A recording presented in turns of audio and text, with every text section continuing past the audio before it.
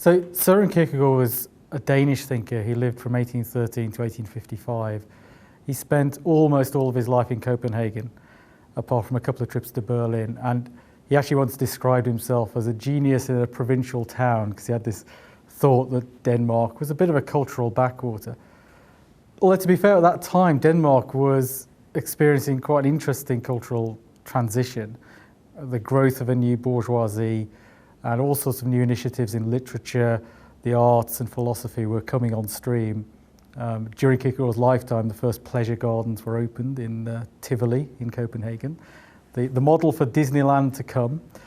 And Kierkegaard's family was kind of part of the sort of new bourgeoisie, because his father had been poor but had become a self-made man through being a merchant. They'd moved to Copenhagen from Jutland. So Kierkegaard's family was quite well off in terms of the context of their day, based on his father's business. The family situation was something that was very powerful influence on Kierkegaard, because his father was, by all accounts, a very severe man, heavily influenced by pietism and involved in a pietist brotherhood in Copenhagen. And it's always difficult to tell from Kierkegaard's accounts what's fiction and what's facts about his upbringing, but it certainly gives the impression that he was brought up in an atmosphere of severe religious constraint, part of which may have been due to his father's sense that there was some kind of curse hanging over the family. Now, this would have been related to the fact that his first wife died, and he subsequently remarried a maidservant in the household, and she was pregnant when they got married, which clearly may have provided some conflict with his inherent religious and ethical views. And as the family grew, there were 7 children. 5 of them eventually died before they reached their 30s, a couple of them in infancy. And there was a belief in the family that all of the children would die before they were 32 or 33, the age at which Christ was supposed to have died. In fact, of course, Søren himself and his brother Peter did survive longer than that, but they were the only 2. So you can see there was a pall hanging over the family in some respects, despite their material comforts. Kierkegaard himself didn't have to work because of the family income. He toyed with the idea, he studied theology, and he toyed with the idea of seeking ordination in the Danish state church, the Lutheran church. But he never went through with that plan. He embarked on a career as a writer. He took the equivalent of his doctorate, which was then now published as The Concept of Irony. Following that, he engaged in a welter of productivity. He was hugely productive in terms of both small and large, substantial works, and his journals throughout his life. At various points, he considered giving up his writing career. He would retire to some kind of country parsonage, take ordination and retire, but he never did that. He always felt there was some providential reason and some extraordinary ability he had that meant that he was compelled to write, partly because he felt his task was to reintroduce Christianity into a society that thought it was Christian, what he termed Christendom. Now, obviously, in the Danish context, there was a state church, and for Kierkegaard, this became part of the problem, that people felt that Christianity was part of their cultural inheritance, whereas he felt they actually lived their lives in quite different categories.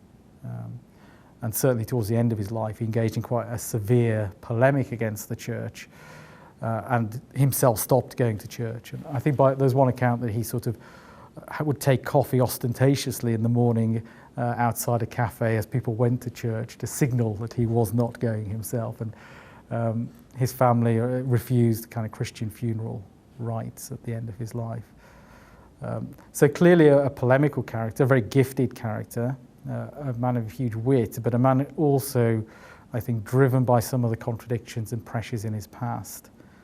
A key episode in his life was his engagement with a girl called Regina Olsen, who, when Kierkegaard met her, was about 14 years old. They were engaged a couple of years after that. He was in his early 20s.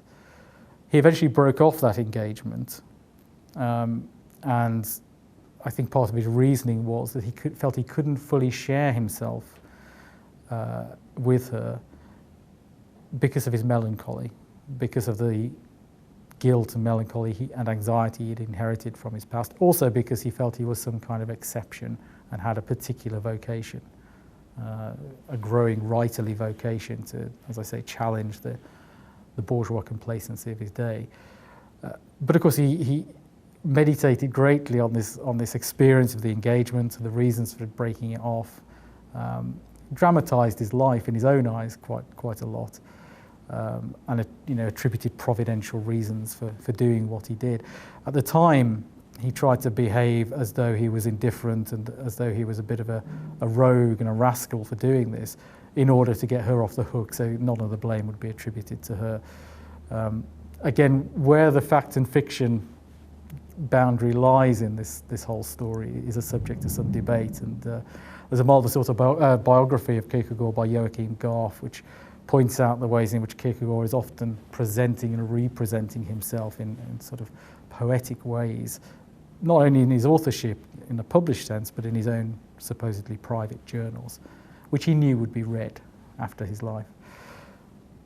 And all of this mix, this kind of cultural background, the rising, the bourgeoisie gaining its presence in Denmark, the changing cultural atmosphere. It was quite a golden era in some ways, as it's known, for Denmark in terms of its cultural productivity in the arts, theatre, poetry.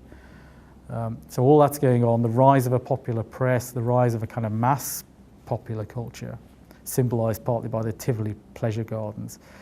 Kierkegaard sees this as his context. It's a distinctively modern context, a distinctively urban bourgeois context in which the age has become both more and more reflective and self-aware, and at the same time more and more aesthetic, more and more looking for distraction, looking for entertainment, looking for immediacy, looking for poetry, looking for the things that will transform life into something interesting.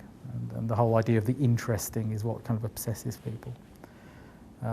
Later in his life, because he was satirized and attacked by, I suppose, the equivalent of Private Eye, a publication called The Corsair, which is a satirical publication, attacked him and caricatured him.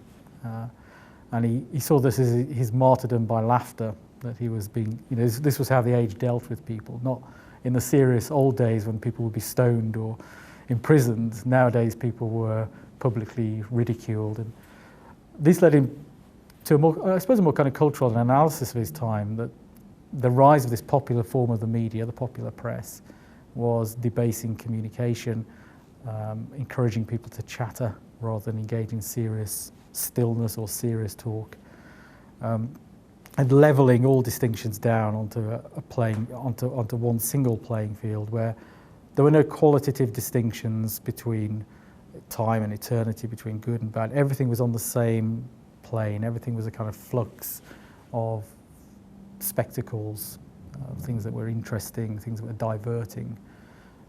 And this, I think he thought, was the essentially aesthetic nature of the age. One of the things that's often associated with Kierkegaard is the distinction he makes between three stages or spheres of existence: the aesthetic, the ethical, and the religious. And sometimes the way that's presented is that Kierkegaard is obviously saying that we start with the aesthetic, with the enjoyment of the senses, we move to an ethical form of life, and then we realise that that's not enough. It needs to have a reference to a transcendent absolute, to God. And there's obviously some truth in that, but for Kierkegaard, those stages weren't totally separate from one another. In the aesthetic sphere, as he talks about it, it's not simply that people are out for immediate enjoyment of the senses and hedonism. It's not just that, because the aesthetic personality is highly reflective, highly intellectual, and they seek to enjoy not just the moment, but their recollection of the moment. So they will have an experience in order later to recollect it and heighten the pleasure they get from it by fantasizing about it, poetizing it, dramatizing it, seeing themselves as almost an actor on a stage, watching themselves engaged in this activity, not just immediately absorbed in it, but spectating themselves, spectating others. And it kind of reminds me of that, I think it's that Guy Debord book, The Society of the Spectacle, which I think was a late 1960s book, and how Kierkegaard kind of anticipated this, that the rise of the bourgeoisie with their leisure, relative freedom from labour, meant a whole class of people seeking spectacles, seeking entertainment, seeking diversions, seeking a form of life which was about consuming the cultural products that were available to them. Now, Kierkegaard thought that this was a distraction, but he didn't think you could just jump out of it. For him, the way to deal with it was to go through it.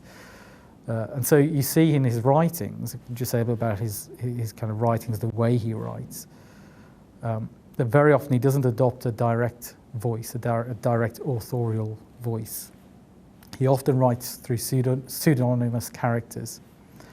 And the books that come out are not published in his name, or he appears only as an editor. And even in the books that do come out in his name, there's often a point of view that's being adopted, which prevents it simply being taken as what he calls direct communication. And there's several reasons for this. I mean, one was that he wanted not to take a sort of God's eye view of things, but to try and inhabit the life forms and self-understandings of the people of his time, through the fictional characters and voices that he adopted, and to explore those life views from within, to see where they led, where they perhaps broke down, where they entered confusion, and so on. And so he does that with a whole range of characters and literary devices. He doesn't write in a straightforward way. And he invites the reader to sort of join him in that endeavour, to share in that worldview, in order